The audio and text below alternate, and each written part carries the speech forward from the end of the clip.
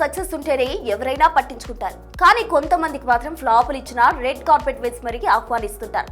Yes, మనం మాట్లాడుకుంటోంది శ్రీకాంత్ అనేడు రోషన్ గురించి. మన ఛాంపియన్ సినిమాతో డిజాస్టర్ మూటగట్టుకున్నా ఈ కుర్రాడికి ఆఫర్లు మాత్రం ఆగట్లేదు. మరి అసలు మార్కెట్ లేని హీరోకు ఇంతమంది క్రేజీ డైరెక్టర్లు ఎందుకు క్యూ కడుతున్నారు? ఇది టాలెంటా లేక పెద్ద హీరోలు దొరక్క చేస్తున్న అడ్జస్ట్మెంటా? అసలు మ్యాటర్ ఏంటో చూసేద్దాం.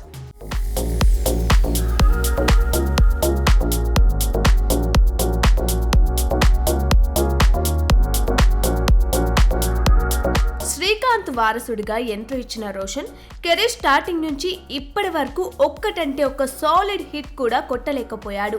రీసెంట్ గా వచ్చిన ఛాంపియన్ సినిమా అయితే బాక్స్ ఆఫీస్ దగ్గర మినిమం ఇంపాక్ట్ చూపించలేకపోయింది. అయితే సినిమా ఆడిందా లేదా అన్నది పక్కన పెడితే రోషన్ కి మాత్రం అదృష్టం మామూలుగా లేదు. ప్రస్తుతం శైలేష్ కొలను లాంటి హిట్ డైరెక్టర్ తో ఏమో ఏమో ఇది అనే సినిమా చేస్తున్నాడు. గ్లిమ్స్ లో లుక్స్ బాగున్నాయని మేనేజ్ చేస్తున్నారే తప్ప కంటెంట్ లో దమ్మెంత ఉందో ఎవ్వరికీ అర్థం కావట్లేదు. ఇది చాలదన్నట్లు ఇప్పుడు మరో సెన్సిబుల్ డైరెక్టర్ ఇంద్రగంటి మోహన కృష్ణ కూడా రోషన్ బుట్టలో పడ్డారనే టాక్ వినిపిస్తుంది. అయితే ఇక్కడ ఉంది అసలు ట్విస్ట్. నిజానికి ఇంద్రగంటి దగ్గర 100 కోట్ల బడ్జెట్ తో విజయ్ దేవరకొండ సినిమా ఉంది. దిల్ రాజు లాంటి పెద్ద ప్రొడ్యూసర్ రెడీగా ఉన్న విజయ్ మాత్రం ఇంద్రగంటికి హ్యాండ్ ఇచ్చి వేరే సినిమాలతో బిజీ అయిపోయాడు. విజయ్ సినిమా 2027కి వాయిదా పడడంతో ఖాళీగా ఉండలేక దిక్కులేక రోషన్ తో ఒక చిన్న సినిమా కానిచ్చేద్దామని ఫిక్స్ అయ్యాడంట ఇంద్రగంటి.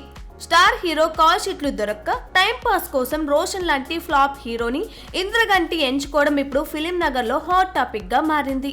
ఒక రకంగా చెప్పాలంటే రోషన్ ఇక్కడ కేవలం ఒక స్టెప్ని హీరోల మాత్రమే కనిపిస్తున్నాడని కామెంట్స్ చేస్తున్నారు నెటిజన్లు. మొత్తానికి పెద్ద హీరోలు డేట్స్ ఇవ్వకపోతే ఖాళీగా ఉండే డైరెక్టర్లకి ఇలాంటి వారసులే దిక్కవుతున్నారన్నమాట.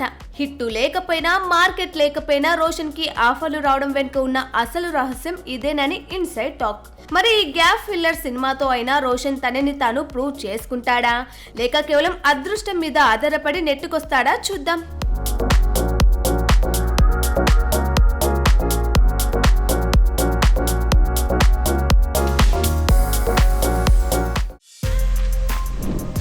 For more videos like this, subscribe Big TV channel.